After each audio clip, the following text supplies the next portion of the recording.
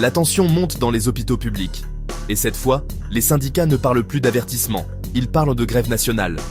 Ce week-end, la coordination syndicale nationale de la santé a annoncé un calendrier clair. Des sit-ins hebdomadaires en janvier. Et surtout, une grève générale le jeudi 29 janvier 2026 dans tous les établissements publics de santé hors service d'urgence. À l'origine de cette escalade, un accord signé le 23 juillet 2024. Un accord qui, selon les syndicats, reste largement lettre morte.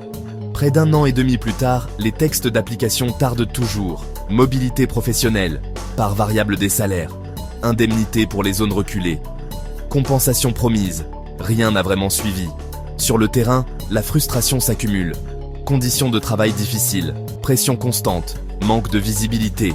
Pour beaucoup de soignants, le sentiment est clair. Les engagements ont été pris, mais jamais traduits dans les faits. Autre point de crispation majeur, le groupement sanitaire territorial. L'expérimentation pilote lancée à Tanger-Tétouan Al-Hoceïma est dans le viseur des syndicats.